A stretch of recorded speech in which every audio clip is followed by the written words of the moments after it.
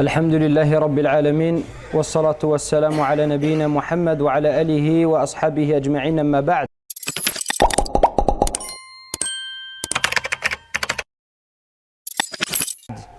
Donc tout d'abord, je vous remercie tous d'être présents ici ce soir dans cette mosquée bénie pour cette rencontre que nous avons organisée avec plusieurs conférences, plusieurs interventions, avec peut-être pour certains de nouvelles têtes, des personnes que vous ne connaissez pas, que nous allons présenter, Inch'Allah, et également un repas et un quiz, c'est-à-dire des questions qui vous seront posées avec des récompenses pour les vainqueurs.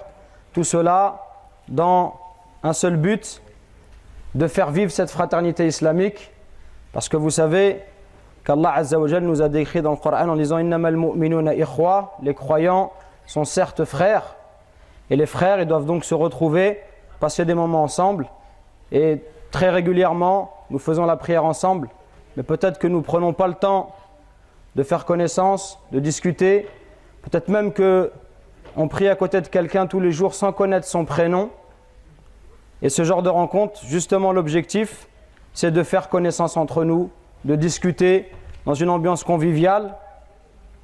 Nous sommes également à la soirée du réveillon et il y a beaucoup de jeunes qui ont tendance, en même temps qu'ils viennent à la prière, qu'ils essayent de s'accrocher à la religion, parfois les tentations sont grandes et ils ont peut-être l'envie, cette soirée, d'aller la passer ailleurs, dans des endroits qui ne sont pas licites ou qui ne sont pas des endroits où la personne ne va pas s'épanouir, où il risque de désobéir à son Seigneur. Donc on a souhaité organiser cette rencontre ce soir. Demain c'est férié, personne ne travaille. Donc essayons de passer un moment ensemble, Inch'Allah. C'est l'occasion pour moi de remercier les responsables de la mosquée pour leur organisation, parce que vous vous doutez bien qu'à préparer un repas pour une centaine de personnes, ce n'est pas chose facile.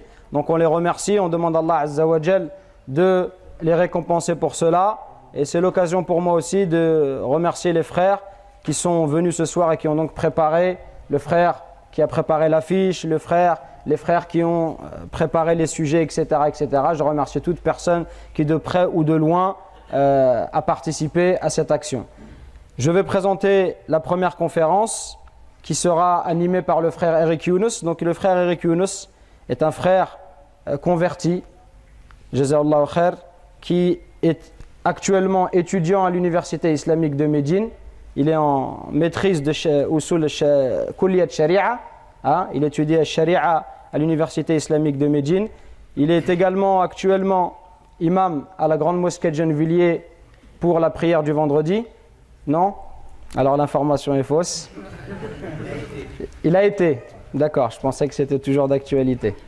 En tout cas, voilà, c'est un frère qui a investi dans l'invitation à Allah subhanahu wa ta'ala et on le remercie pour cela, pour ses efforts. Il a également un site internet qui s'appelle Parole d'Islam que je vous invite à visiter. Donc sans plus tarder, je laisse la parole à mon frère bien-aimé Eric Younous pour vous parler d'un sujet qui est important. Ce sujet, c'est la remise en question et la conférence s'intitule « Remets-toi en question ». Donc on lui laisse la place. Wa jazakumullahu khair. أعوذ بالله من الشيطان الرجيم بسم الله الرحمن الرحيم والصلاة والسلام على أشرف الأنبياء والمرسلين نبينا محمد وعلى آله وأصحابه أجمعين وأشهد أن لا إله إلا الله وحده لا شريك له وأشهد أن محمدا عبده ورسوله صلى الله عليه وسلم.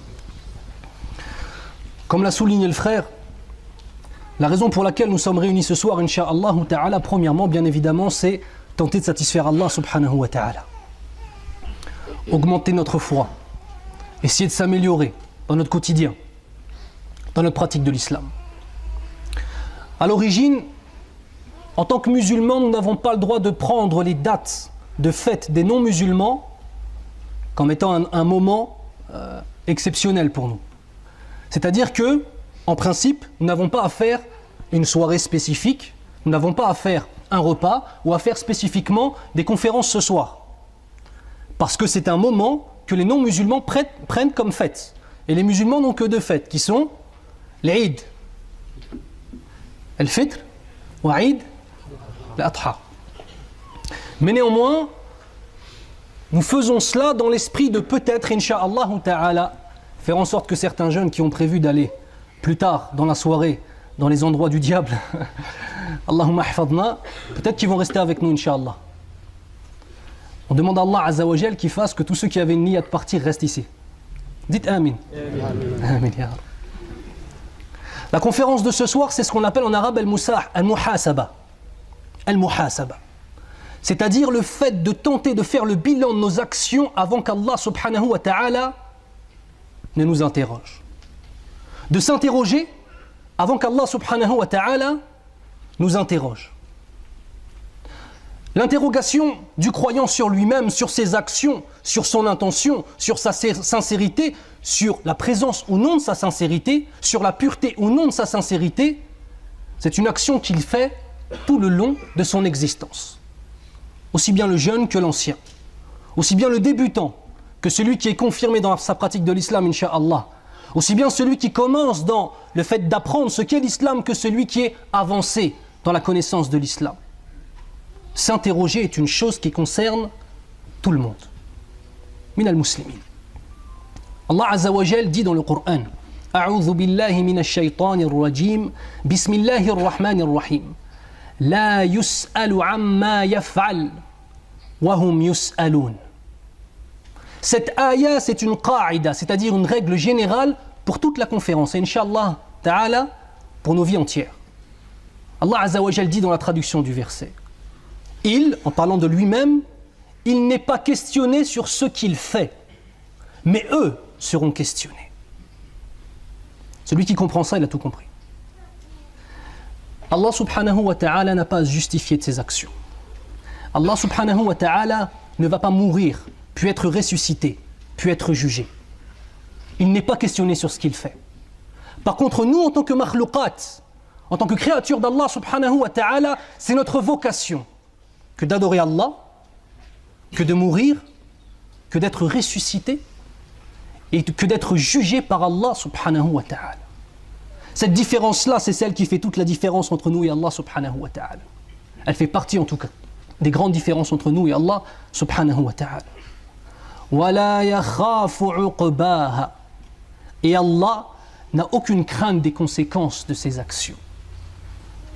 Ça, c'est une chose qui ne nous concerne pas. Chaque chose que le musulman fait, chaque chose qu'il dit, il va le retrouver face à lui Yawm al-Qiyamah, au jour du jugement. Et ça, c'est une certitude. Tout autant qu'Allah Azza wa Jal nous a créés, tout autant que l'islam est la vérité, tout autant que le Coran est la parole d'Allah Azza wa Jal, et tout autant que toute personne qui est assise ici va goûter à la mort, va être ressuscitée et va être jugée. Inch'Allah ta'ala. Le fait de croire au jour du jugement fait partie des piliers de la foi. Les piliers de la foi. Ce qui signifie que si on l'enlève, la foi s'écroule. Il n'y a plus rien. Comment est-ce que maintenant le fait d'avoir la certitude que nous allons être ressuscités pour être jugés, comment est-ce que cela va nous aider à augmenter notre foi ? Notre foi, pardon. C'est ça une question, une véritable question. Il est le créateur, nous sommes ses créatures. La créature se doit d'adorer le créateur.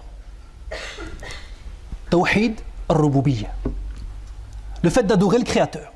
C'est lui qui t'a créé, et donc toi, en tant que créature de ce créateur tout-puissant, qui n'a aucune limite, tu te dois de l'adorer. Première des choses. Deuxième des choses, tu te dois d'adorer Allah lui seul, sans aucun associé. Tawhid al-Uluhiyyah. Et enfin, comment pouvoir adorer Allah subhanahu wa ta'ala si on ne le connaît pas? Parce que les gens ils disent Allah, les gens ils disent Dieu, les gens ils disent notre Seigneur, les gens ils disent Rabbul Alamin. Est-ce qu'ils le connaissent? Comment on fait pour connaître Allah subhanahu wa ta'ala? Le Coran wa Sunnah. Le livre d'Allah et la Sunna du prophète sallallahu alayhi wa sallam dans ce qui nous est parvenu d'authentique. Ainsi, celui qui connaît Allah n'aura pas d'autre choix que quoi? Que de l'aimer. Et quand on aime quelqu'un, on veut faire quoi? On veut lui obéir. Et quand on veut obéir à Allah subhanahu wa ta'ala, on l'adore. Allah Azza wa Jal dit dans le Coran: وَمَا خَلَقْتُ الْجِنَّ وَالْإِنسَ إِلَّا لِيَعْبُدُونَ. Je n'ai créé les djinns et les hommes que pourquoi? Que pour qu'ils m'adorent. Mais ce n'est pas simplement comprendre cette ayah comme souvent elle est expliquée simplement sur une façon assez superficielle. Nous avons été créés par Allah Azza wa Jal pour avoir conscience à chaque instant de ce que nous sommes face à lui. Et nous n'aurons jamais conscience de ce que nous sommes si nous délaissons la véritable pratique de l'islam et si nous délaissons la connaissance de ce qu'est Allah subhanahu wa ta'ala. On appelle ça at-tawhid fil asma'i was sifat, dans les noms et les attributs d'Allah Azza wa Jal. On va prendre un exemple. Demain, si toi, par exemple, je veux te décrire le frère. J'ai envie que tu l'aimes. Qu'est-ce que je vais décrire de lui? C'est un frère qui a du karam, c'est un frère qui est généreux, c'est un frère, Inch'Allah ta'ala, c'est un frère qui est gentil, c'est un frère qui est pieux, c'est un frère qui donne des services, qui rend des services à tout le monde, c'est un frère qui est juste, aimé de tout le monde, aussi bien des musulmans que les non-musulmans, tellement il est bien. Nas'alullah subhanahu wa ta'ala an yaj'alahu minhum. Ah, quand c'est en arabe, vous dites amin, c'est ça? Là, yajouz les deux en français? Hein? Qui est-ce qui parle pas l'arabe ici? D'accord. Donc c'est bien de faire des doigts en français aussi. Ça ou là là. Tout à l'heure je l'ai dit en français, personne n'a dit amin. Là j'ai dit en arabe, tout le monde a dit amin. Subhanallah. Donc enfin, la traduction de la doua, j'ai dit je demande à Allah Azza wa Jal qu'il le rende comme je l'ai décrit. Inch'Allah. Donc je disais, du moment où tu l'as décrit avec des bonnes caractéristiques, qu'est-ce qui va se passer? Je vais entendre parler de lui, je vais l'aimer. Et un monsieur qui a une fille, il va dire Subhanallah, j'aimerais que ce soit mon beau-fils. Nas'alullah subhanahu wa ta'ala an yuzawwijak. On demande à Allah qu'il le marie. Le gros lot, mashallah, plein de doigts. Tabarakallah. Donc le fait maintenant de connaître les caractéristiques d'une personne, ça amène quoi? Ça amène qu'on peut connaître sa qualité. Imaginez-vous maintenant si on connaît Allah. Imaginez-vous maintenant si on connaît la perfection créatrice d'Allah. Si on a conscience que tout ce qui est fait dans nos vies de bien, c'est Allah Azza wa Jal qui l'a voulu. Si on a conscience que ta présence ici, c'est une preuve qu'Allah, il veut ton bien. À toi. Et pas à d'autres qui ne sont pas là peut-être. Pas à d'autres qui peut-être sont en train de se préparer pour aller dancing ou là, je ne sais pas, Allahul Musta'an. Est-ce que tu comprends ça? Tout de suite. Qu'Allah Azza wa Jal, il t'aime. T'es qui pour qui t'aime Allah? Qu'est-ce qu'on a fait pour mériter l'amour d'Allah subhanahu wa ta'ala? Kullu shay bi rahmati. Kataba ala nafsihi ar-rahma. Allah Azza wa Jal, il fait toutes choses par sa miséricorde et il s'est imposé à lui-même la miséricorde. Pour pouvoir se poser les véritables questions afin d'évoluer et afin de devenir un musulman ou une musulmane droit ou droite et évoluer vers Allah, il faut avoir une caractéristique principale. La véracité. As-sidq. As-sidq. Je crois voir des têtes de certains frères qui étaient là à Longjumeau. Qui est-ce qui a assisté à la conférence que j'avais faite à Longjumeau sur le mensonge? Bismillah. Ils sont tous regroupés devant, mashallah, j'ai cru qu'il y en avait plein. Dans cette conférence, j'ai dit un hadith. Et ce hadith-là, je vais le répéter. Mais ce hadith-là, quand je l'ai dit la première fois, c'était dans le sens être véridique, l'inverse du mensonge. Le fait de ne pas mentir. Ici, vous allez voir que c'est autre chose. Donc le hadith, c'est Inna as-sidqa yahdi ila al-birr wa inna al-birr yahdi ila al-jannah wa inna ar-rajula la yasduqu hatta yuktabu 'inda Allah hatta yuktaba 'inda Allah afwan siddiqa. Ce qui signifie certes, la véracité dans les propos, mais là on va dire la véracité d'une façon générale, amène l'homme à devenir un homme pieux, ou la femme à devenir une femme pieuse. La piété amène, guide vers le paradis. Et certes, l'homme ne cesse de dire la vérité jusqu'à temps qu'il soit écrit auprès d'Allah comme étant un véridique. Allahu Akbar. Nas'alullah subhanahu wa ta'ala an yaj'alana min as-sadiqin. On demande à Allah qu'il fasse de nous des véridiques. Amen. Donc le ma'na, c'est-à-dire le sens apparent, le sens premier de ce hadith, c'est par rapport au fait de ne pas mentir. Et la grande récompense que l'on peut avoir dans le fait de ne pas mentir. Mais ici, le sidq par rapport à ce hadith aussi, on peut le comprendre d'une autre façon.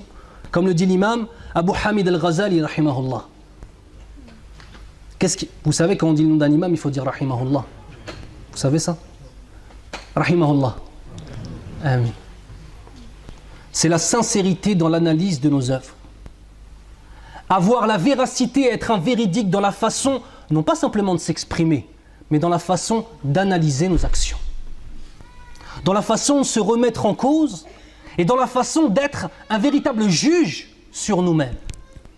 Et ça, il faut avoir un sacré paquet de bonnes intentions et un sacré paquet de véracité. Parce que c'est tellement facile de juger les autres, mais tellement difficile de se juger soi-même. C'est tellement facile de reprocher aux autres des actions que nous-mêmes on fait, alors que quand on les fait, on dit « c'est pas grave, au fond de moi-même, je suis quelqu'un de bien ».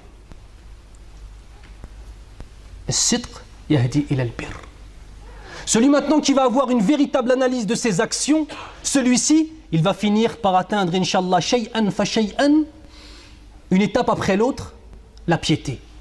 Et celui qui va atteindre la piété, Inch'Allah ta'ala, il atteindra le Jannah d'Allah subhanahu wa ta'ala. Une question se pose. Ya Youns, pourquoi des œuvres? Et pourquoi des questions? Pourquoi est-ce que maintenant, moi, je devrais me poser des questions? C'est une question légitime ou pas? Pourquoi est-ce que moi, je devrais me poser des questions? Moi, je vais te dire parce que tu es marbout, parce que tu es attaché par un contrat que tu as passé avec Allah Azza wa Jalla. Tu te souviens ou pas? Tu te souviens du contrat que tu as passé avec Allah subhanahu wa ta'ala? C'est quoi ce contrat? La ilaha illallah Muhammadur Rasulullah sallallahu alayhi wa sallam. Il n'y a d'autres divinités dignes d'adoration hormis Allah et Muhammad ibn Abdillah sallallahu alayhi wa sallam et son prophète et son messager. Allah Azza wa Jalla yaqulu fi al-Qur'an Bismillahir Rahmanir Rahim Min al-mu'minin rijal sadaqu ma ahadu Allah alayhi. Ce qui signifie il y a parmi les croyants des hommes qui ont été fidèles au pacte qu'ils avaient conclu avec Allah. Au pacte qu'ils avaient conclu avec Allah. Rijal, des véritables hommes. On a passé un pacte avec Allah Azza wa Jal lorsque l'on a dit La ilaha illallah Muhammadur Rasulullah sallallahu alayhi wa sallam. Et ce n'est pas une chose qui est nouvelle. Depuis tout temps, toutes les personnes qui ont suivi les prophètes, qui ont suivi, Inch'Allah, la voie pour amener à la satisfaction d'Allah Azza wa Jal, ils ont passé un contrat avec Allah. Et vous savez, les contrats, il y a des conditions, il y a des obligations, il y a des sanctions si on ne respecte pas ce contrat. C'est vrai ou pas? Quelles sont les obligations? Quelles sont les sanctions? Quelles sont les récompenses? Puis ensuite, Allah Azza wa Jal, dans le même verset, un peu plus loin, dit وَمَا بَدَّلُوا تَبَدِيلًا. Ce qui signifie et ils n'ont rien changé à leur engagement.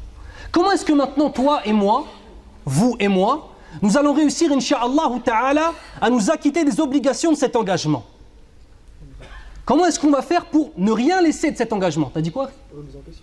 Une remise en question et le fait de suivre Muhammad ibn Abdillah sallallahu alayhi wa sallam. Vous savez, l'islam s'est répandu dans le monde. Non, répandu, c'est pas un beau mot. Il faudrait un beau mot pour l'islam. L'islam s'est propagé de la plus belle des façons dans le monde. Vous savez pourquoi? Premièrement, parce que c'est la religion d'Allah Azza wa Jalla. Ittafaqna ala dhalik. On est tous d'accord là-dessus. Mais deuxièmement, parce que c'est une religion qui est simple. C'est une religion qui, dans notre adoration, il n'y a pas de clergé entre nous et Allah. C'est directement entre nous et notre Seigneur. De la même façon, l'engagement qu'on a avec Allah pour répondre aux conditions de la ilaha illallah, Muhammadur Rasulullah sallallahu alayhi wa sallam, ils sont simples. Adorer Allah sans rien lui associer, être sincère avec lui et suivre la sunna de son prophète sallallahu alayhi wa sallam. Et tu rentres au paradis. Est-ce que tu as déjà vu une route aussi simple à suivre, ya akhil karim? Ah, peut-être pas dans les actions, mais en tout cas dans la théorie de la chose. Je suis venu de Gennevilliers pour venir jusqu'à Elancourt, je peux vous dire que j'ai vu beaucoup de panneaux. C'était pas très simple. Là, tu n'as qu'un seul panneau, akhil karim. Tu n'as qu'une seule ligne, droite. Et si tu sors de cette ligne, tu sais pourquoi? C'est parce que tu as voulu en sortir. Parce que la voie, elle était claire, elle était nette. Et parfois, on oublie de se questionner. Et parfois, on commence à suivre certaines choses, on sort de la route, et au final, on ne sait même plus pourquoi on est là. On ne sait même plus pourquoi on est là. Allah Azza wa Jal, combien de fois il dit dans le Coran? Alladhina amanu wa amilu salihat. Ceux qui ont cru et qui ont fait de bonnes œuvres. Ça aussi, ça fait partie du contrat. Parce que dire j'aime Allah, parce que dire je veux satisfaire Allah, parce que dire j'aime le prophète Mohammed ibn Abdillah sallallahu alayhi wa sallam et ne pas avoir les actions qui sont en accord avec notre parole, qu'est-ce qui se passe? On est comme un schizophrène. C'est quoi un schizophrène? C'est une personne qui a deux personnalités. Il dit avec sa bouche ce qu'il ne fait pas avec ses mains. Et il fait avec ses mains l'inverse de ce qu'il affirme avec sa bouche. Le musulman, il n'est pas comme ça. Le musulman, il est clair dans sa façon de penser, dans sa façon d'agir, dans sa façon de considérer les choses. Tout ce que tu dis, Akhil Karim, tu dois le mettre en pratique. Cheikh Farid al-Ansari, rahimahullah, disait Yakfika min al-ilm ma amalta bih. La quantité de connaissances qui te suffit, c'est celle que tu as mise en application. La responsabilité qu'on a en tant que musulman. Qu'est-ce qu'on a appris? Mais qu'est-ce qu'on a fait? Qu'est-ce qu'on a su? Et qu'est-ce qu'on a délaissé? Comment est-ce qu'on a agi avec nos seigneurs, aussi bien quand on avait conscience qu'ils nous voyaient, que quand on oubliait qu'ils nous voient, subhanahu wa ta'ala. On se pose des questions. Qu'est-ce que j'ai fait? Qu'est-ce que j'ai appris? Pourquoi est-ce que je l'ai appris? Pourquoi est-ce que je suis là ce soir? Pourquoi est-ce que je viens au khamsa salawat, aux 5 prières? Pourquoi? C'est quoi la raison? Est-ce que maintenant dans mon comportement avec mes parents je suis un homme droit? Est-ce que maintenant dans mon comportement avec mes enfants je suis un père, un véritable modèle de hikmah et de sagesse? Est-ce que maintenant en tant que abd, en tant qu'adorateur d'Allah subhanahu wa ta'ala, j'ai réellement conscience de ma position par rapport à lui? Et la position du abd, elle n'est autre que de rester prosterné face à Allah subhanahu wa ta'ala. J'en suis où moi de ces questions-là? J'en suis où? À qui est-ce que je ressemble? Dans ma façon de parler, dans ma façon de penser, dans ma façon de m'habiller, dans mon apparence. Je ressemble à Mohammed ibn Abdillah sallallahu alayhi wa sallam, ou bien alors je ressemble à Abu Jahl. Fi'lan.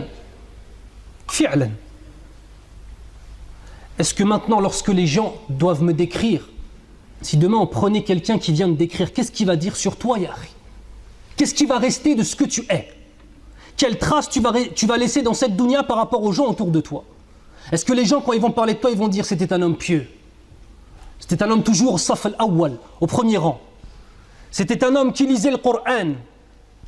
C'était un homme que tout le monde aimait. C'était un homme qui payait sa zakat. C'était un homme qui donnait sadaqa aux pauvres, les aumônes. Ou bien alors on va dire de toi que tu étais un homme qui avait des actions qui étaient à l'inverse de ce qu'il disait. Voilà ce qu'on va retenir de toi dans la mosquée, que tu faisais des scandales sans arrêt. Ou est-ce qu'on va retenir de toi dans la mosquée que tu étais un homme toujours qui voulait l'islah entre les gens, c'est-à-dire les réunir? Qu'est-ce qu'on va retenir de toi, Akhil Karim? Parce que l'insan, parfois l'homme, il n'arrive pas à se remettre lui-même en question. Il a besoin des yeux des autres.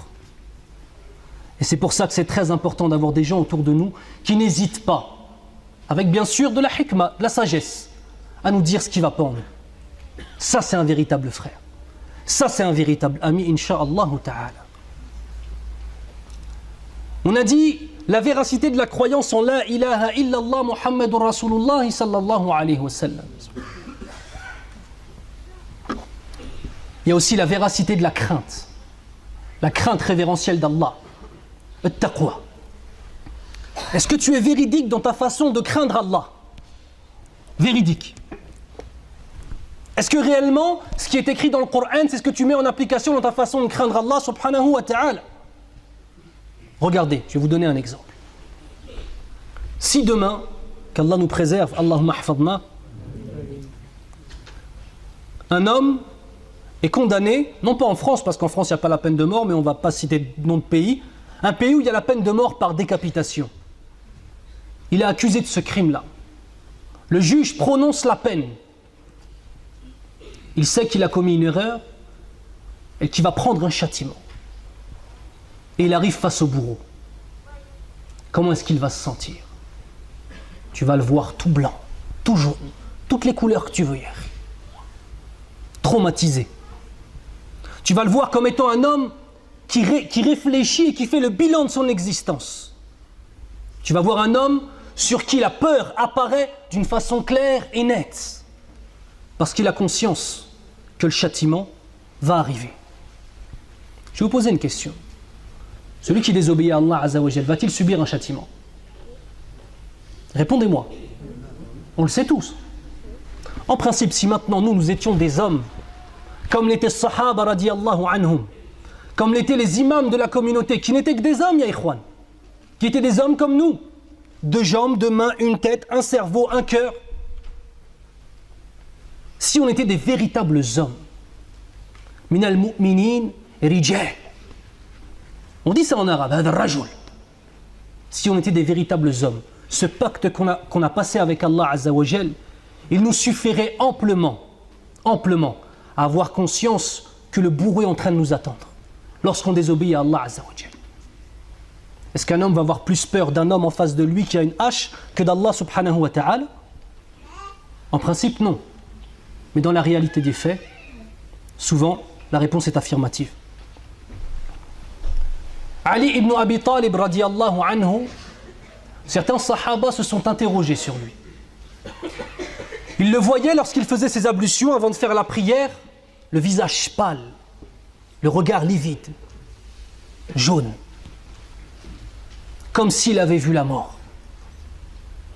Hatta qu'un de sahaba, il est parti le voir.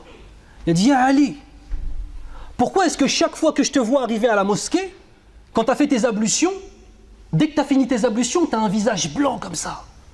On dirait il a vu la mort. C'est quoi la raison? Qu'est-ce qu'il lui répond, Ali radiyallahu anhu? Ne sais-tu pas devant qui je vais me présenter? Ne sais-tu pas devant qui je vais me présenter? Devant Allah subhanahu wa ta'ala, en prière. On doit se poser la question, on en est où, nous, de notre prière?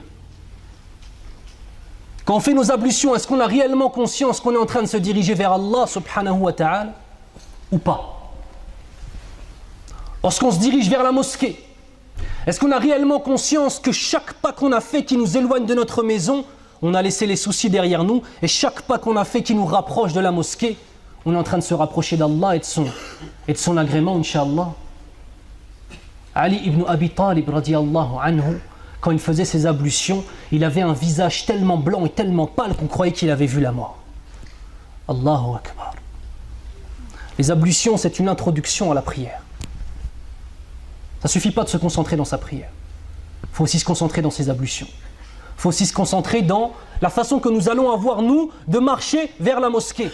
Il faut aussi se concentrer dans la façon que nous allons avoir, quel sujet de conversation nous allons choisir sur le chemin de la mosquée. Est-ce que c'est possible maintenant de parler de tout et de rien sur le chemin de la mosquée et d'arriver ici, l'imam a déjà commencé, tu es en train de dire des bêtises, Allahu Akbar. Allahu Akbar.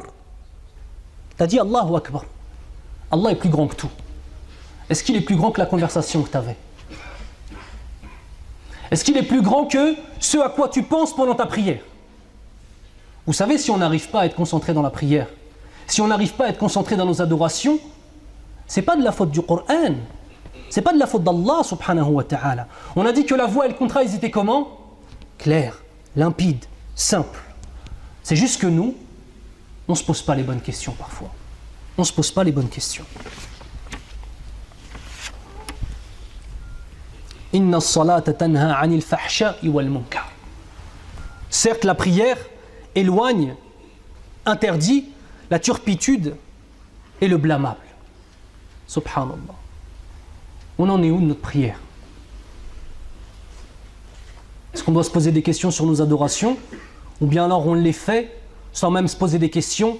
Et yawm al-qiyamah, des milliers de prières qu'on pensait être acceptées, Allah Azza wa Jal nous les jette comme un tapis au visage.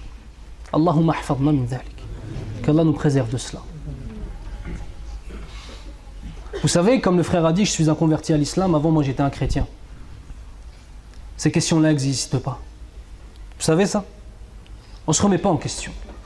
Tu crois que Jésus est Dieu, le Fils de Dieu, et tu crois que Jésus a été crucifié sur une croix? T'inquiète pas, tu as une place au paradis. Donne-nous un petit peu d'argent et ça va aller mieux. Ça, il n'y a pas en islam, ça. Ça c'est toi, tes adorations, ta conscience, ta raison. De quelle façon est-ce que toi tu vas te poser les questions? Allah Azza wa Jal dit dans la traduction du verset: le jour où chaque âme sera confrontée à ce qu'elle a accompli de bien et de mal, elle souhaitera qu'il y ait entre elle et ce mal une grande distance. Allah vous met en garde contre lui-même. Ça c'est ajib. Ça c'est ajib. Allah vous met en garde contre lui-même. Et Allah est compatissant envers ses serviteurs. Regardez ce verset, subhanallah.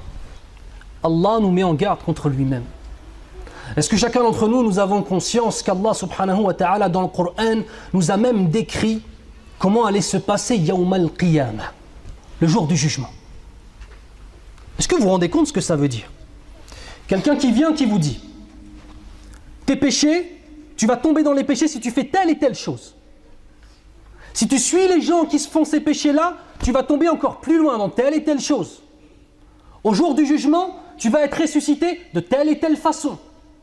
Tu vas dire telle et telle chose. Shaitan, la'natullahi alayhi, va dire telle et telle chose. Les étapes que tu vas vivre vont être telle et telle étape. Subhanallah. Est-ce que c'est possible d'imaginer quelque chose de plus complexe là? C'est impossible. On a toutes les clés entre les mains, encore faut-il s'en servir. Encore faut-il s'en servir. Allah Azza wa Jalla yaqulu fi al-Qur'an: وَنَضَعُ الْمَوَازِنَ الْقِسْطَ لِيَوْمِ الْقِيَامَةِ فَلَا تُظْلَمُ نَفْسٌ شَيْئًا. Ce qui signifie: et nous ramènerons au jour du jugement des balances exactes. Chaque action, bonne, mauvaise, pesée. Et nous ne ferons de mal, nous ne ferons d'injustice à personne. On est même sûr qu'Allah subhanahu wa ta'ala sera juste avec chacun d'entre nous. Qu'est-ce qu'on veut demander de plus? Si on fait une mauvaise action, Allah Azza wa Jalla la compte comme une mauvaise action. Si on fait une bonne action, Allah subhanahu wa ta'ala la compte comme 10 bonnes actions ou plus. Allahu a'lamu bidhalik. Pourquoi on doit se poser des questions? Pourquoi on doit se remettre en question? Parce qu'on va vivre ce jour-là. Parce qu'on va vivre ce jour-là. Aussi sûrement qu'Allah subhanahu wa ta'ala existe. On va vivre ce jour-là. Au jour du jugement, toute personne qui aura laissé des bonnes actions vivra dans le regret. Qu'est-ce que diront les kuffars à Allah subhanahu wa ta'ala? On a même le discours qu'auront les gens du feu avec les gens du paradis. On a même le discours qu'auront les non-musulmans, les kuffars, avec Allah subhanahu wa ta'ala. Qu'est-ce qu'ils disent? Rabbana akhrijna na'mal salihan ghayra alladhi kunna na'mal. Oh notre Seigneur. Ah, maintenant il l'appelle Rabbana. Oh notre Seigneur, fais-nous sortir de l'enfer afin que nous retournions sur terre et que nous fassions des bonnes actions. Et si c'était un d'entre nous qui était dans cette situation-là, qui demande à Allah subhanahu wa ta'ala de le faire sortir du feu, afin qu'il revienne dans cette vie, pour cesser de voler les gens, pour cesser d'insulter les gens, pour cesser de vexer les gens, de faire du mal aux gens, pour augmenter ses adorations, pour être tenu à sa prière. Accrochez-vous tous au câble d'Allah. Le câble dans ce verset, selon certains exégèses, c'est quoi? C'est le Coran et les principes du Coran. Et si c'était un d'entre nous qui disait Rabbana akhrijna na'mal salihan ghayra alladhi kunna na'mal, bah tu sais quoi, Akhil Karim, si tu as pris conscience de ce qu'on a dit ce soir, tu es comme celui qui était en enfer à qui on a donné une deuxième chance. Celui maintenant qui s'est posé la question, qui a compris, qui a donné la réponse et qui est décidé à appliquer ce qu'il a compris, il est comme celui qui était en enfer à qui Allah Azza wa Jalla a donné une seconde chance et il est revenu ici maintenant. Taïeb, ça va être quoi ta vie maintenant? Ta foi elle était où il y a 1 an? Ta foi elle était où il y a 6 mois? Tes connaissances dans l'islam elles étaient où il y a 6 mois? Et t'es où maintenant? Ça a augmenté? Ça a baissé? C'est toujours pareil? Ton compte en banque, il était où il y a 6 mois? Et il est où maintenant? Ça, c'est des questions où les gens peuvent plus facilement répondre.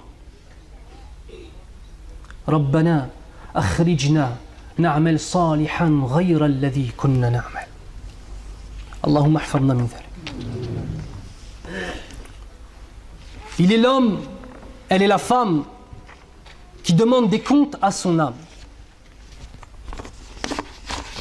Pour cela, il a 6 armes. 6 armes. La première des armes, et je vais les expliquer une par une, Inch'Allah bitafsil. La première des armes, c'est l'exigence envers soi-même. La deuxième des armes, c'est la vigilance. La troisième, c'est l'examen de conscience, se remettre en question. La quatrième, c'est la sanction envers soi-même, et on verra comment. La cinquième, c'est la lutte. Et la sixième, c'est les réprimandes qu'on se fait à soi-même. On va voir la première, Inch'Allah. L'exigence. Comment être un homme ou une femme qui honore son contrat avec Allah? On a dit qu'il y avait des conditions. On va rentrer dans les conditions du contrat. Être exigeant avec soi-même. La raison, l'aql, va imposer à l'âme certaines conditions, certaines limites. Va empêcher l'âme bestiale, l'âme mauvaise de l'homme, de l'amener vers l'égarement, de l'amener vers l'assouvissement des passions, de l'amener vers le fait de s'éloigner d'Allah subhanahu wa ta'ala. Cette raison-là, ce aql qu'Allah subhanahu wa ta'ala nous a donné, va être justement un outil qui va nous permettre de mettre en prison ce nafs, cette âme, jusqu'à temps que cette âme devienne éduquée. Et Inch'Allah, quand on arrivera à la 6e étape, on sera face à des hommes et des femmes, Inch'Allah ta'ala, qui ont une âme qui est éduquée. Est-ce que vous comprenez que l'homme a 2 grands ennemis? Le shaitan, la'natullahi alayh, le diable, mais aussi sa propre âme. La propre âme de l'homme est un des pires ennemis. Et parfois le diable, il n'a même pas besoin de travailler. Billahi alaykum. Est-ce que maintenant, si on n'avait pas la raison, on aurait envie de se lever le matin pour Salat al-Fajr quand il fait moins 2 degrés dehors? La réponse c'est non. La réponse c'est non. C'est notre conscience. On se rappelle qu'Allah subhanahu wa ta'ala nous a tout donné, nous voit, va nous récompenser ou va nous punir. Et c'est pour ça qu'on se lève et qu'on vient prier. C'est la raison qui maintenant a donné un coup de fouet à l'âme, afin justement de l'éduquer. On pense souvent que l'ennemi il est à l'extérieur, parfois tout simplement il est en nous. Parfois tout simplement il est en nous. Parce que l'âme elle est fainéante. Elle aime rester des heures et des heures devant la télé. Elle aime rester à parler de choses inutiles. L'âme, elle aime la médisance. Vous avez remarqué ça? Subhanallah. Dans le nafs, quand la médisance commence, quand les gens commencent à critiquer les uns et les autres, l'âme, elle aime bien. On a envie de savoir ce qu'on appelle les détails croustillants. Qu'est-ce qui va te permettre maintenant de ne pas rentrer là-dedans? C'est ça. Mais ça, c'est la première étape. La deuxième étape, ça va être quoi? Ça va être quand dans ton cœur, ton âme est devenue tellement éduquée que la raison n'a même plus besoin de lui faire un rappel. Au moment où ton âme, tu as réussi à l'éduquer. Et ça, vous savez, ces degrés-là, en principe, c'est les degrés qu'on doit voir chez les anciens, Inch'Allah. On demande à Allah Azza wa Jal que les anciens qui sont présents ici soient arrivés à ces degrés-là. Parce que c'est ça. Un monsieur qui passe 40 ans dans les adorations, il doit arriver à un moment à ces degrés-là, Inch'Allah ta'ala. C'est vrai ou pas? 40 ans d'adoration, Masha'Allah, tabarakallah. Où est-ce qu'on est arrivé avec ces 40 ans? Qu'est-ce qu'on en a fait? On est arrivé à quel degré de piété au bout de 40 ans de prière? Quel type de prière on a au bout de 40 ans de prière? Masha'Allah, tabarakallah. Inch'Allah, on a une prière qui est réellement... On s'imagine la Mecque devant nous, on s'imagine la mort à côté de nous, on s'imagine Jibril alayhi salam qui est en train de nous regarder et Allah subhanahu wa ta'ala avant tout. La raison donc impose à l'âme. Mais il y a encore une question à se poser. Quel type de raison on va avoir?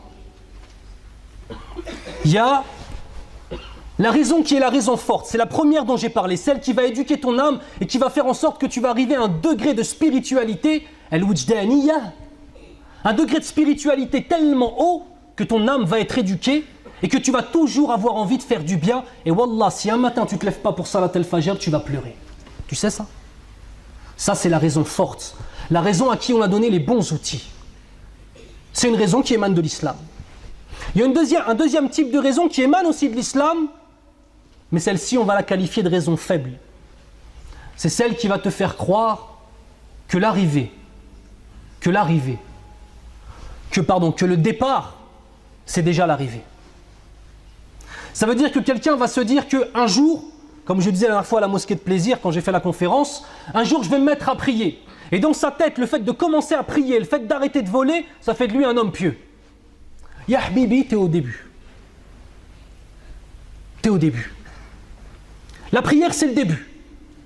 Vous savez que certains ulémas, wa minhum al-imam Ahmed rahimahullah, estiment que celui qui délaisse la prière est un kafir billah, un non-musulman. Le jumhur voit l'inverse. Mais mohim. Imaginez-vous jusqu'à quel point c'est arrivé pour qu'on arrive à cette parole-là. Non, Akhil Kalim, si tu commences à prier, tu vas être au début de la voie. Si tu commences à lire le Coran tous les jours, tu vas être au début de la voie. Si tu commences à t'améliorer, à faire en sorte que tu sois une lumière pour les gens autour de toi, tu vas commencer à monter les marches. Et des marches, il y en a des milliers. Donc la raison forte, c'est celle qui va te donner un objectif qui est réellement de ressembler au prophète sallallahu alayhi wa sallam. La raison faible, c'est celle-là qui va te donner un objectif qui en vérité n'est que le départ. Khassar, c'est une perte. Ensuite, il y a une autre raison. Allahumma ahfadna minha. C'est l'aqliya al-kufriya. C'est-à-dire qu'on a un homme qui se revendique de l'islam, ou une femme qui se revendique de l'islam, et sa raison, elle n'utilise pas pour dompter son âme. Mais sa raison, il ou elle l'utilise afin d'aller encore plus loin dans l'égarement. Sa raison lui dit, peu importe les moyens que tu vas trouver pour faire de l'argent, tu vas faire de l'argent même si c'est haram. Peu importe ce que tu vas trouver dans ton existence, même si tu sais qu'Allah Azza wa Jal nous a créés et qu'il est le haqq, tu ne vas pas prier. Une raison qui va te pousser à aller voir une femme, alors qu'en vérité, regardez, dans la véritable aqliya islamiyya, c'est-à-dire dans la raison musulmane, ton nefs, s'il a envie d'aller voir une femme, et ta raison, elle dit quoi? Elle dit, n'y va pas. Là, c'est l'inverse. On a la raison qui s'allie avec le nefs, avec l'âme, pour t'amener vers le mal. T'es comment dans ce cas-là? Comment tu vas faire pour revenir? Et quand on parle avec des musulmans qui se sont repentis, qui étaient des gens désobéissants à Allah Azza wa Jal, qui sont revenus dans la voie droite, tu te rends compte que quand tu parles avec eux, le cerveau, il était à l'envers. C'est ce que ça veut dire à l'envers? Ils croient que faire le mal, c'est être bien. Le respect, est-ce que c'est une bonne chose, le respect? Le respect, c'est une bonne chose. Sauf qu'il y a des gens pour qui, dans leur tête, le respect, c'est de frapper les gens, de leur faire peur, et faire en sorte que les gens aient peur de nous. Et ils se sentent respectés. Il a réfléchi de la bonne façon ou pas? Il y en a certains qui pensent que la richesse, peu importe la voie que tu vas emprunter, du moment où tu as de l'argent, tu vas être un homme qui va réussir dans cette vie. Et il dit la ilaha illallah et il prie à la mosquée. Est-ce que maintenant lui, il a réfléchi de la bonne façon? La richesse, c'est une arme contre toi peut-être. Ou bien alors, c'est une chose qui va te servir au jour du jugement si tu l'as eu dans le halal, que tu as craint Allah dans ton argent.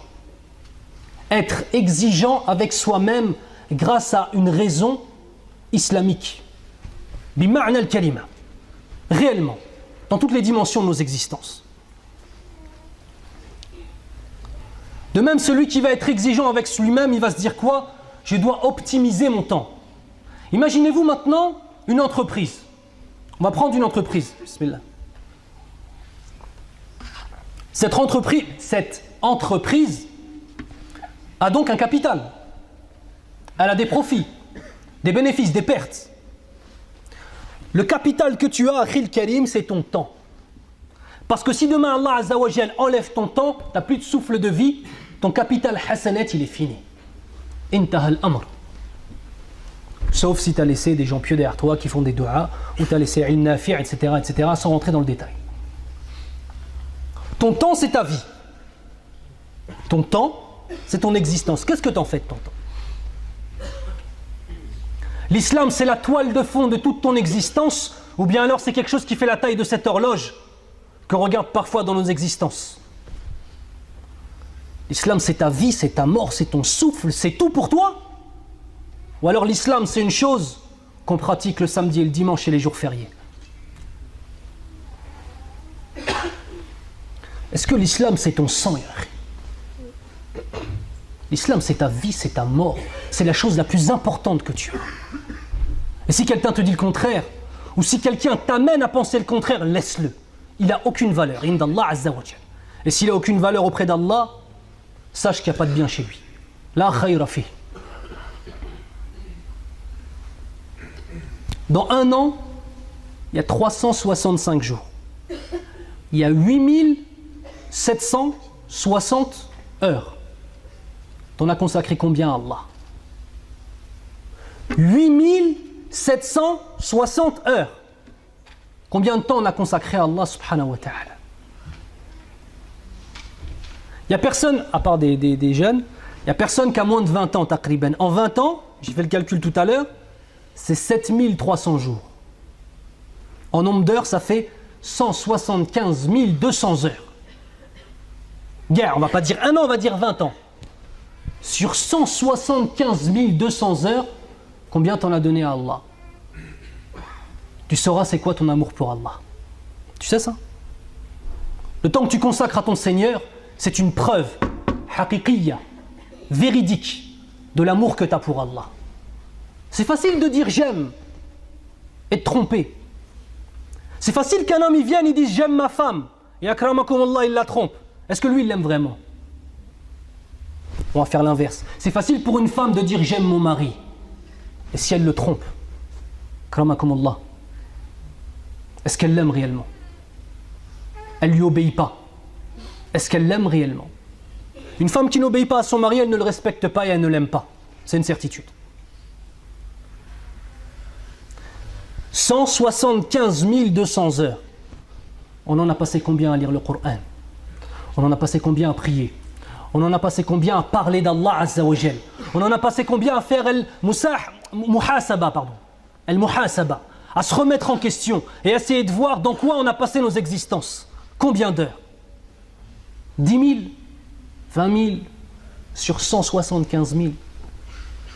Il faut essayer de faire en sorte que celui qu'on aime le plus, qui est Allah subhanahu wa ta'ala, son temps, le temps qu'on va utiliser pour lui, soit le temps le plus important dans nos existences. Combien de temps on a passé au travail? Combien de temps on a passé à l'école? Subhanallah. Et pour Allah Azza wa Jal, combien de temps on a passé? Les gens, subhanallah, avant de rentrer à la mosquée, il marche, il est calme. Il vient, Allahu Akbar, il danse. Comment ça? Tout le gratte. Subhanallah, tout le gratte. Il a des taches partout, il les gratte. Subhanallah. Salamu alaykum wa rahmatullah. Et il prend le qawl de l'imam Malik rahimahullah. Salamu alaykum, il ne se lève pas. On dirait, il y a des braises sur le tapis. Subhanallah. Le musulman, il doit être bien dans la mosquée. C'est vrai ou pas? Le musulman, quand il rentre dans la mosquée, subhanallah, il y a un meilleur endroit que la mosquée? D'accord. Et le meilleur endroit, c'est la mosquée. Tayyib. Et la meilleure des mosquées, c'est quoi? Al-Masjid al-Haram. Qui est allé à Mecca? Subhanallah, qu'Allah vous facilite d'aller à la Mecque. Ya Rabb al-Alamin. Amen.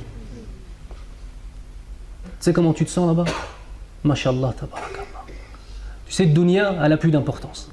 Tu es face à Allah subhanahu wa ta'ala, assis devant la Kaaba en train de la contempler. Et quand le mu'adhin il dit Allahu Akbar, Allahu Akbar, tu te dis subhanallah, Muhammad ibn Abdillah sallallahu alayhi wa sallam, il était là et il a dit l'adhan. Et les Quraysh ils l'ont combattu et combattu et combattu et ils ont tué des sahaba.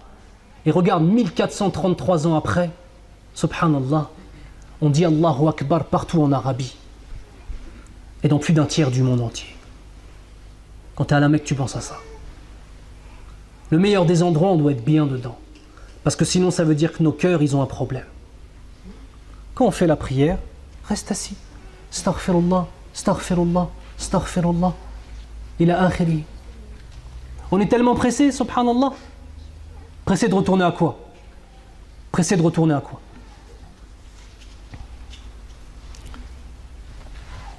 Ibn Qudam rahimahullah donne une image qui est très belle, tabarakallah. Il dit chaque jour est une armoire.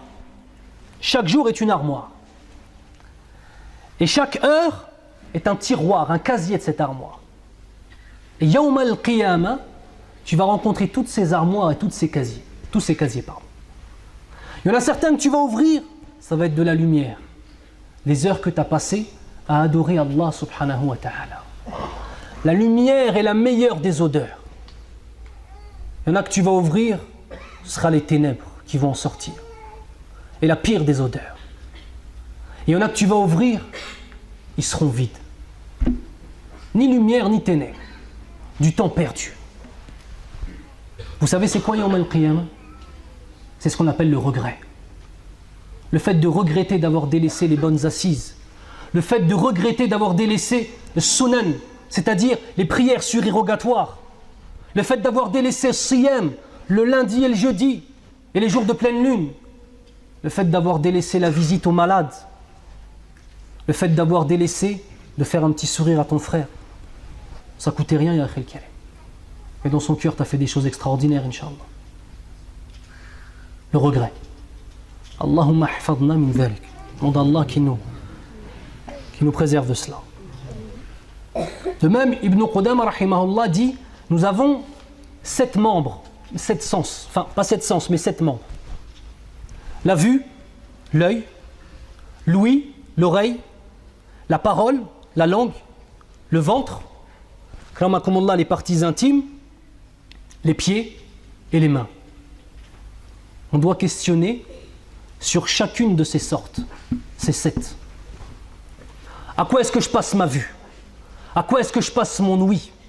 À quoi est-ce que je passe ma langue? Qu'est-ce que je mange? Comment je mange? Qu'est-ce que je fais avec, kramakumullah, mes parties intimes? À quoi me servent mes mains? Où est-ce que mes pieds m'emmènent? C'est comme ça avec Allah Azza wa Jal. Allah subhanahu wa ta'ala nous donne toujours des choses qui sont à double tranchant. Si tu l'utilises comme il se doit, tu vas atteindre les plus hauts degrés du paradis. Comme ta vue. Imagine-toi maintenant si ta vue et ta langue et ton ouïe, tu les as utilisés pour le Coran. Il y a un hadith, j'ai jamais lu un hadith qui est aussi motivant que cela pour mémoriser le Coran. فقال رسول الله صلى الله عليه وسلم يقال لصاحب القرآن يوم القيامة اقرأ وارتق رتل كما كنت ترتل في الدنيا فإن منزلتك عند آخر آيات قرأت. On dit au familier, à celui qui avait l'habitude de lire le Coran au jour du jugement, lis, récite comme tu avais l'habitude de réciter dans cette vie, comme tu avais l'habitude de réciter dans cette vie. Car certes, tant que tu réciteras, tu vas t'élever dans les degrés du paradis. Et le dernier degré auquel tu vas t'arrêter, ce sera celui de la dernière ayah, du dernier verset que tu auras lu. Subhanallah. Tu sais ce que ça veut dire ça? Celui qui mémorise le Coran, il va gagner des degrés dans le paradis. Allahumma rzuqna. Demande à Allah Azza wa Jal qui nous octroie cette merveilleuse destination. Ya Rabbal Alamin. Deuxième chose donc, après l'exigence, on a la vigilance. C'est quoi le plus haut degré de la foi? Le plus haut degré de la foi, l'ihsan. C'est quoi l'ihsan?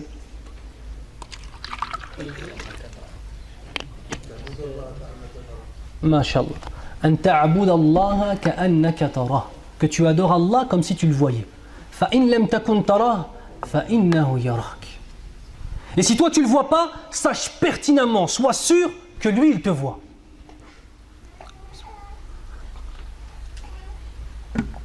La chose la plus importante qu'un musulman, c'est sa foi. Est-ce qu'on est d'accord là-dessus?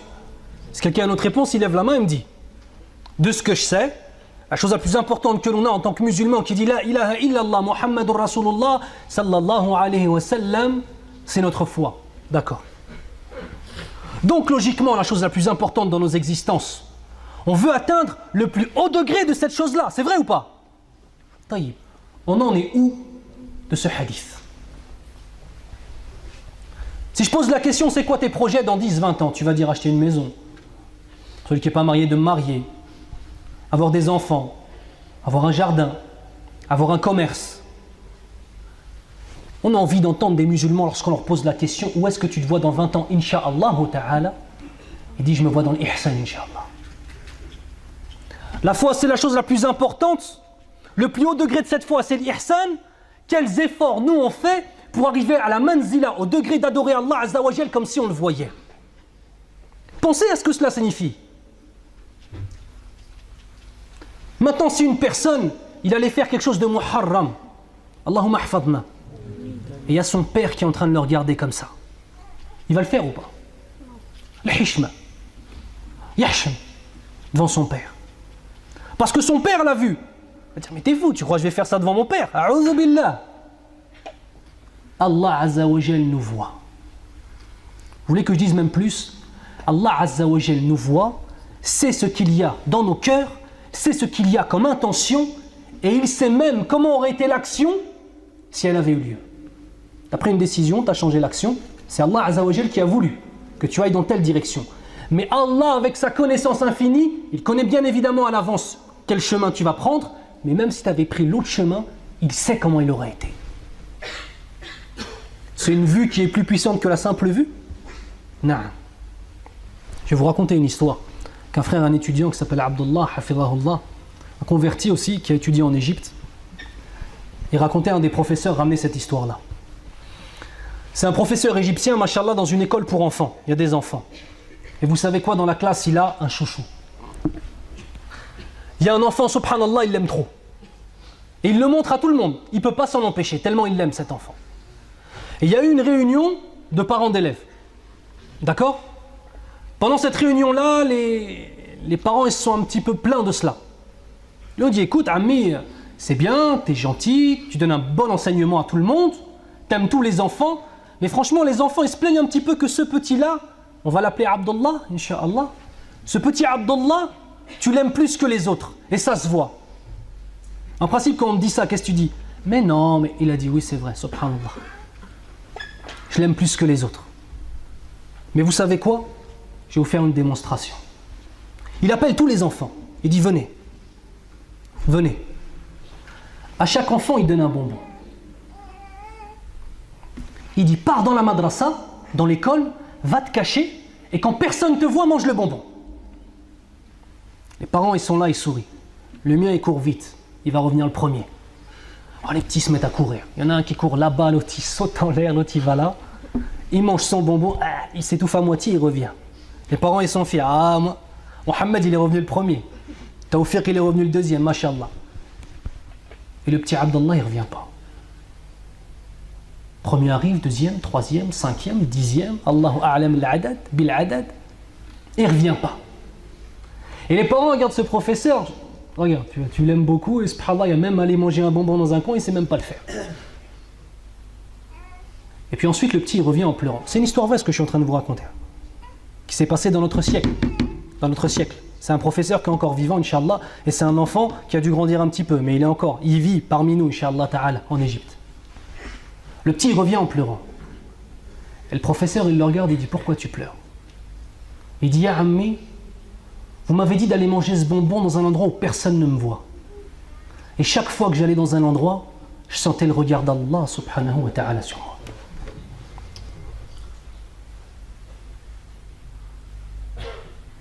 C'est pas un film que je vous ai raconté. C'est pas une série.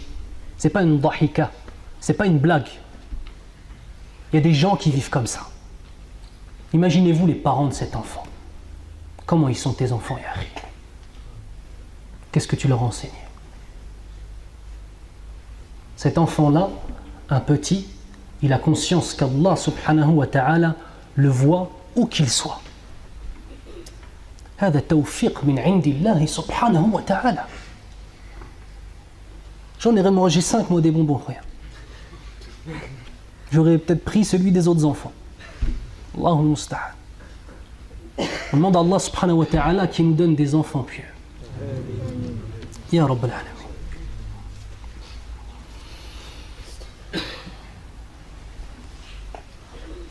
La piété nous élève vers la véritable vue. À plaisir, j'avais fait une conférence où j'expliquais une ayah. À un moment dans la ayah, c'était Lahum a'yunun la yubasiruna biha. Ils ont des yeux, mais ils ne voient pas avec ces yeux.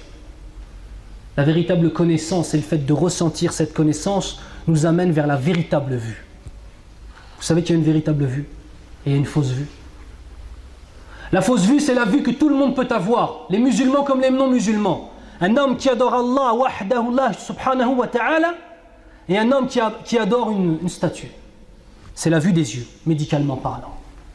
Et il y a une autre vue, le fait de voir avec le cœur. Le fait de voir avec le cœur. Celle-ci, c'est ceux qui ont réellement la connaissance, qui peuvent y arriver, pardon. Il faut comprendre une chose. La différence entre le fait de connaître quelque chose et le fait de ressentir quelque chose. Al-farqu bayna al-ilmi wal-ma'rifa. L'ilm, le fait de connaître quelque chose, c'est le fait de dire cette chose-là existe. Tout comme toute personne qui dit la ilaha illallah, il dit Allah, il existe. Mais son cœur, quand il dit cette parole, il est vide. Par contre, il y a une autre personne qui a à la fois le ilm et le ma'rifa. C'est-à-dire, il dit Allah subhanahu wa ta'ala existe, et cette notion-là, il la ressent. Et du moment où tu ressens les choses que tu dis, ya akhil karim, c'est là où tu es en train d'ouvrir les portes de la véritable vie spirituelle. Wijdaniya. La différence entre dire quelque chose parce qu'on le sait et le fait de déclarer quelque chose qui est le miroir de ce qu'on a dans nos poitrines. Parce qu'on le ressent. Parce que l'on ressent. Troisièmement, après l'exigence et la vigilance, on a l'examen de conscience. Ce qui signifie: ô vous, les porteurs de la foi, ô vous les musulmans, ya ayyuhalladhina amanu. Allah Azza wa Jalla ne s'adresse pas aux non-musulmans dans ce verset, il s'adresse uniquement aux musulmans. Il dit quoi? Craignez Allah Azza wa Jalla, craignez-moi, car chaque âme verra ce qu'elle a fait pour son futur. On verra tout ce qu'on a fait pour notre futur. Est-ce que maintenant l'homme intelligent, c'est celui qui va attendre d'arriver à Yawm al-Qiyamah et dire Ya laytani, oh si seulement? Ou alors l'homme intelligent, c'est le fait qu'il va prendre toutes les occasions qu'il a dans son existence. Et ce soir, on a une occasion de se remettre en question. Il n'y a pas une seule personne qui est assise ici, et moi en premier lieu, qui a une vie parfaite et qui n'a rien à se reprocher. Ça, c'est impossible. Parmi les tariqas, parmi les voies qui sont vraiment bien, que l'on peut employer, Inch'Allah, afin de réellement faire une remise en question de ce que nous sommes et de nos actes, le fait de prendre une feuille et de mettre nos bonnes caractéristiques et nos mauvaises caractéristiques. Un homme, par exemple, il sait qu'il a un problème avec la prière du Fajr. Il l'écrit sur un papier pour ne pas l'oublier. Et ça devient un but dans son existence, de toujours se lever pour Salat al-Fajr. Un homme, il lit jamais le Coran. Je lis pas assez le Coran. Et il garde la feuille et il la regarde, subhanallah. Et ça devient un but dans son existence. Un homme, il frappe sa femme. Et il sait que c'est muharram de la frapper. Je frappe ma femme, je suis un lâche à ce moment-là. Il faut que je devienne un véritable homme qui sait patienter. Une femme qui trahit le dépôt de son mari, qui dépense l'argent sans même lui dire. Il faut qu'elle marque sur une feuille. Il faut que j'arrête de faire ces choses-là. Etc., etc., etc. La liste va être longue pour chacun d'entre nous. Il vaut mieux avoir conscience de ces choses-là maintenant et d'avoir les moyens, incha'Allah ta'ala, de les changer plutôt que d'arriver yawm al-qiyamah devant Allah et tout est fini, c'est trop tard. Et tout est fini, c'est trop tard. Ta foi, elle était où il y a un an, ta foi, elle est où maintenant? Ça, c'est une question qu'il faut se poser. Incha'Allah ta'ala.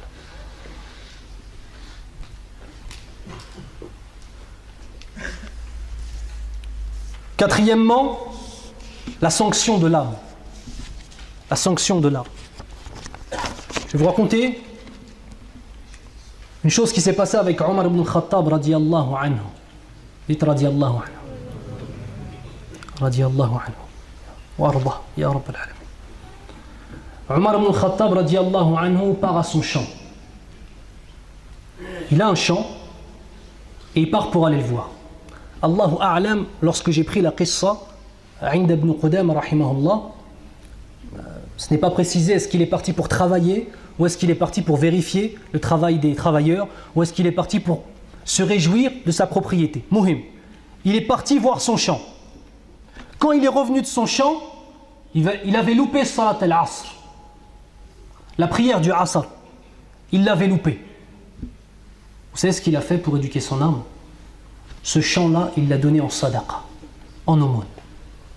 Il a senti que ce chant était rentré dans son cœur à un point de le déplacer de la mosquée et de lui faire louper la prière. Il a vu tout de suite une porte ouverte. Qu'est-ce qu'il a fait? Il l'a donné en sadaqa aux pauvres. Son âme, il l'éduque. Ah, t'as fait rentrer Dunya dans mon cœur, regarde ce que je vais faire. Tu vas voir. On va avoir des problèmes d'argent maintenant. Je vais vendre nos richesses, tu vas voir. Tu veux m'éloigner d'Allah Azza wa Jal? Tu vas voir ce que je vais te faire. Ah, tu l'aimes, hein, ce chant? Sadaqa pour les pauvres. Allahu Akbar. Et subhanallah, Al-Layth, rahimahullah, qui est un des imams de la communauté, rapporte qu'il n'avait pas loupé Salat al-Asr dans le sens où il est arrivé après Salat al-Maghrib. Il avait juste loupé la prière en commun. Il est arrivé encore dans le temps de l'Asr. Mais ça lui a fait louper la prière en commun, le fait d'aller voir son chant il l'a donné en sadaqa. Ça, c'est une éducation qu'on donne à nos âmes. De même, Hassan ibn Sinan, rahimahullah, passa près d'une maison. Et lorsqu'il a vu la maison, il a questionné les occupants. Quand est-ce que cette maison a été construite? Est-ce que c'est mal? Est-ce que c'est bien? C'est bien? Qui a dit c'est bien? Il avait lu. Il a posé une question à Noudine, mais Sarahatan, ça ne le regarde pas. Il a posé la question et immédiatement avant que la réponse arrive, il a dit, mais Ya Hassan, se parlant à lui-même, pourquoi tu poses une question sur quelque chose qui ne te regarde pas? Lillahi alayya, je jure devant Allah que je vais jeûner 1 an. 1 an de siyam, parce qu'il a posé une question sur quelque chose qu'il ne regardait pas. Il a juré devant Allah Azza wa Jal et il s'est imposé une chose qu'Allah Azza wa Jal ne lui avait pas imposée. Nadr. 1 an de siyam, 1 an. Shahran mutatabi'an, déjà 2 mois consécutifs pour le kafara, de l'qatl khata, etc., etc. C'est énorme. 1 an de siyam. Soyez-en sûrs, il n'a pas loupé un seul des jours. Afin d'éduquer son nefs. Alors imaginez-vous maintenant qu'on est en train de parler sur les gens. Qu'est-ce qu'on devrait dire à notre nefs? Je vais jeûner 15 ans.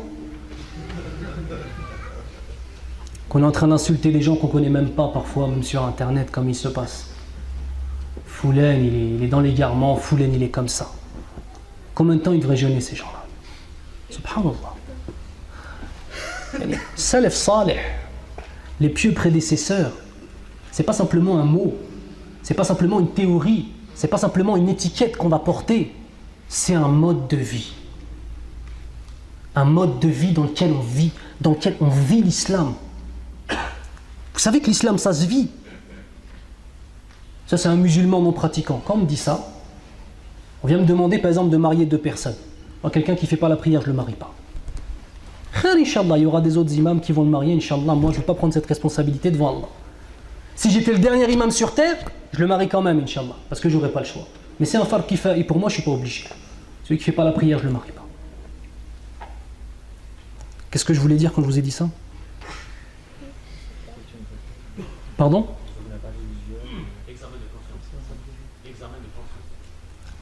Allah Azza wa Jal a fait en sorte que j'oublie cette chose, ça veut dire que ce que j'allais dire, ce n'était pas un khair, Inch'Allah. Donc on va le délaisser. D'accord? Même si je m'en souviens, je ne le dis pas, Inch'Allah. Ça m'arrive jamais, donc ça veut dire d'avoir quelque chose, je ne dois pas le dire, Inch'Allah. Par contre, dans la sanction de l'âme, il faut bien retenir une seule chose. Il faut bien retenir une chose, pardon. C'est muharram de s'infliger des choses qui vont être comme par exemple certaines personnes qui se réclamaient de Sophia, qui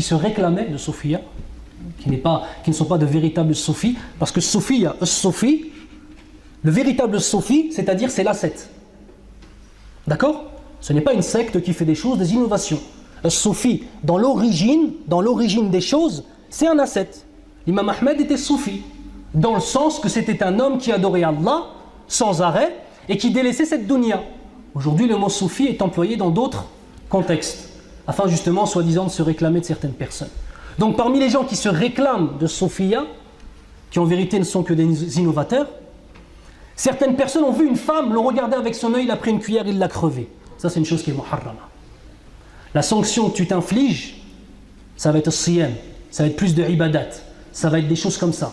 Mais une chose qui ne va pas te faire du mal, qui ne va pas faire du mal à ton corps, qui ne va pas faire de mal à ton intégrité physique. Si par contre tu es un homme maintenant, quand il fait un péché, il se met un coup de poing dans la bouche, ça c'est haram, il n'a pas le droit. Vous savez pourquoi? J'ai vu pire que ça. J'ai vu pire que ça. Allahumma hafadna. Wallahi, pire que ça. Donc cet homme-là, il ne peut pas faire une chose où il fait du mal à son corps. Est-ce que vous savez pourquoi? Vas-y, dis-moi, bébé. Masha'Allah, tabarakallah. Ismaël, il faut lui donner un cadeau, là. Masha'Allah. Ah, c'est ton oncle en plus? Moi, c'est pas.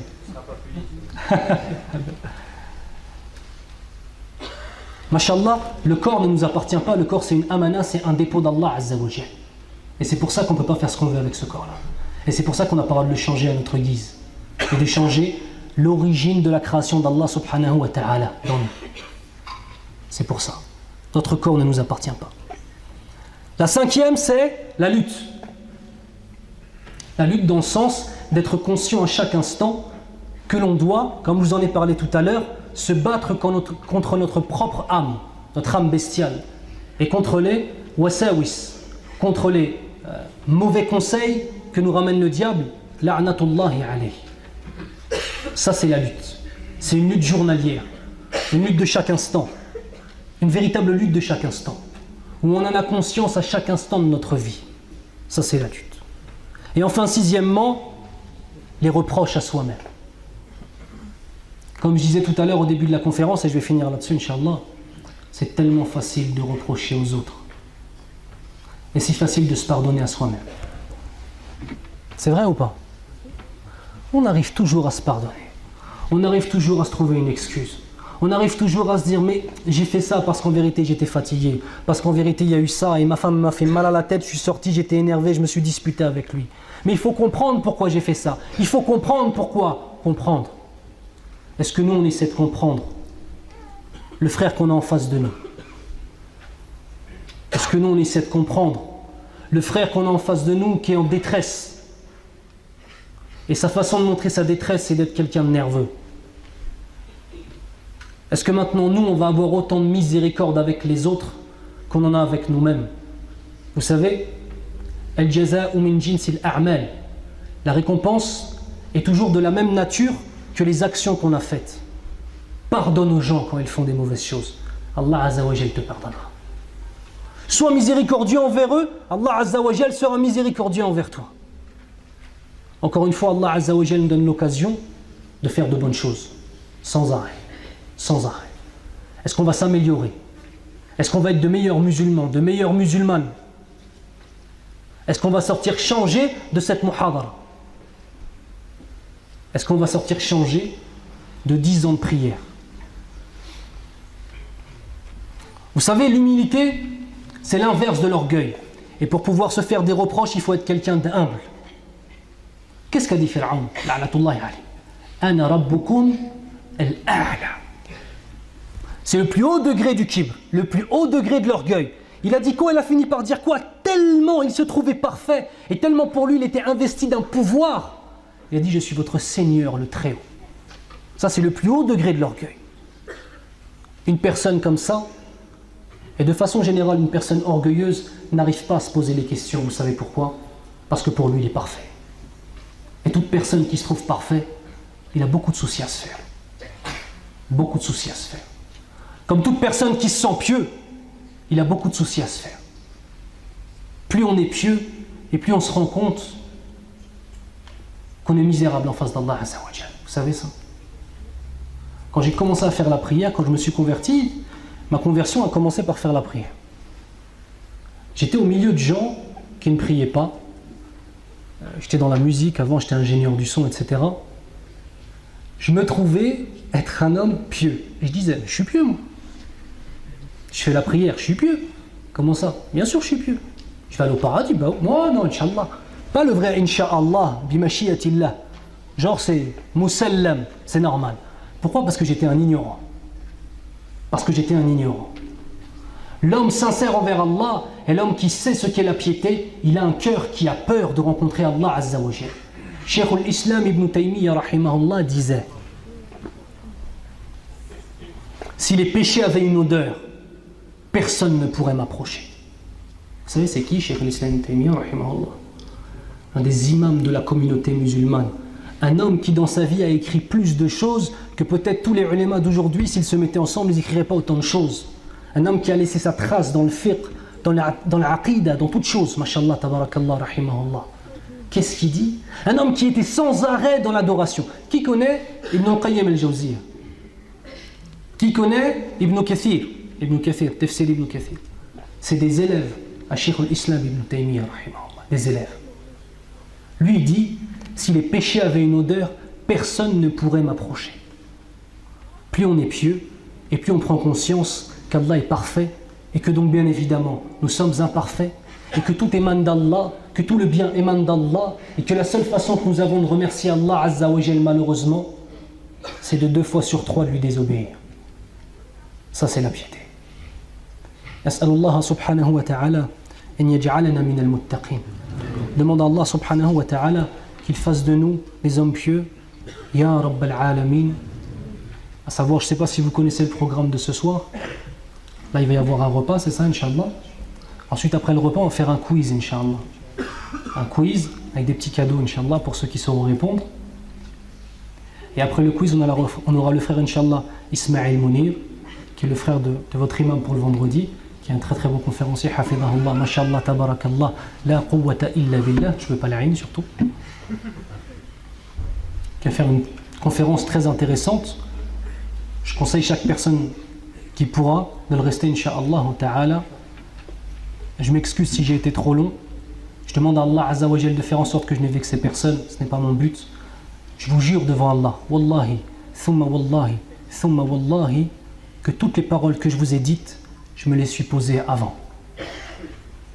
Et je ne suis pas mieux qu'un seul d'entre vous. Wallahi.